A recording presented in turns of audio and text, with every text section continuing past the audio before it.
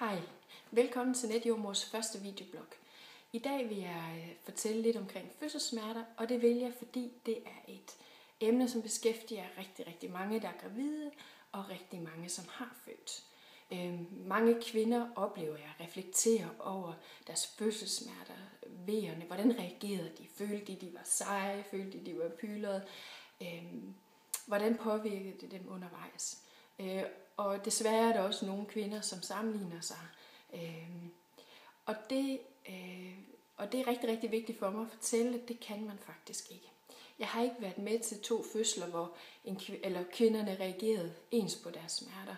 Og det er simpelthen fordi, der er nogle helt individuelle ting, som påvirker i et fødselsforløb og påvirker V-smerterne. Og dem vil jeg fortælle lidt om her, for at give jer det med i baghovedet, når I tænker over den fødsel, I måske har haft, eller I kommer til at stå i jeres fødsel, så I ligesom har en idé om, hvorfor I reagerer, som I gør på V'erne, eller hvorfor V'erne føles, som de gør. Og de her individuelle forskelle, det er ikke noget, man sådan kan sige på forhånd. Det finder I først ud af, når I står i det undervejs. Men der er nogle forskellige ting, som påvirker den oplevelse, vi har af V-smerter, os kvinder.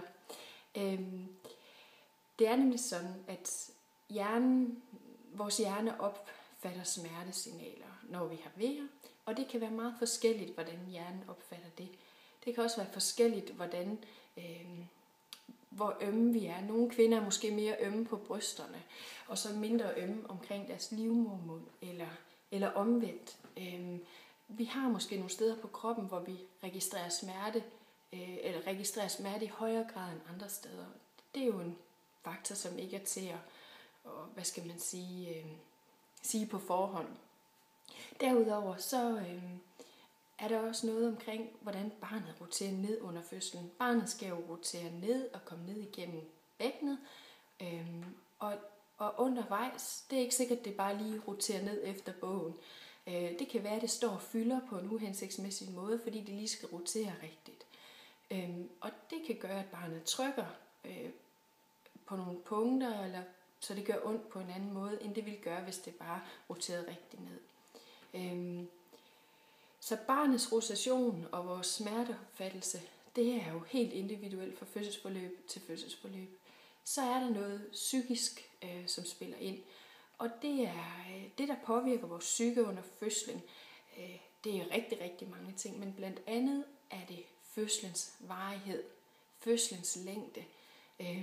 Har det været en lang fødsel? Er man træt? Er man træt, så har man mere ondt. Sådan er det ofte. Går det som det skal? Går det fremad? Synes man ligesom kan være med undervejs, så har man det i det hele taget godt, og føler man sig tryg, så har det jo en positiv effekt på fødslen, eller på fødselssmerterne. Ja. Så det er sådan nogle ting, som spiller ind. Noget, som også spiller ind, det kan være V'ernes karakter, eller V'ernes hyppighed. De fleste beskriver det der med at have lidt pause mellem V'erne, som noget, som lige kan give ro. Man kan lige få samlet sig selv lidt op. Mange drømmer jo om en hurtig fødsel, men mange kvinder, som har født rigtig hurtigt, synes næsten, at det går for hurtigt. Og det er fordi, at de ikke rigtig når at opleve, at der er en pause imellem V'erne.